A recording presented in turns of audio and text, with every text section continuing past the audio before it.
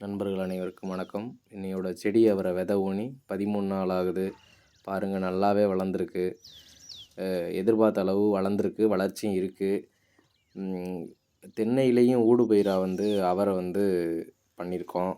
இப்போ நம்ம ஒரு செடியுமே தனியாகவே பார்க்கணும், வளர்ந்ததுனால நோய் தொற்று இருக்கான்னு. அப்படி பார்த்துட்ருக்கையில் தான் ஒரு செடி சோர்ந்து போயிருந்துச்சு. என்னான்னு பார்த்தா பூஞ்சை தொற்று ஏற்பட்டுருந்துச்சு. அந்த பூஞ்சை தொற்று ஏற்பட்ட செடியை உடனே அந்த இடத்த அகற்றி அதை தூரம் போடணும். இல்லைனா அடுத்த செடிக்கு பரவி எல்லாமே பரவிடும்.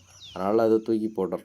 அடுத்து நம்ம என்ன பண்ண போகிறோம்னா, அந்த செடிகளுக்கெல்லாம் வேர் நல்லா பிடிச்சி வளர்கிறதுக்கு ஹியூமிக் அமிலம் கொடுக்க போகிறோம். ஹியூமிக் அமிலம் நிலக்கரியோட வேஸ்டேஜ் தான் ஹியூமிக்கு. இப்போ அதை ட்ரிப்பு மூலியமாக கொடுக்குறப்ப அது வேர்களுக்கு டைரெக்டாக போய் சார்ந்துடும். இப்போ நம்ம ட்ரிப்பில் செக் பண்ணிக்கலாம். இந்த உரம் போகுதான்னு செக் பண்ணிக்காது. அதை லேட்டரில் திறந்துட்டு பண்ணோம்னா பிளாக் கலரில் போச்சுன்னா போகுதுன்னு அர்த்தம்.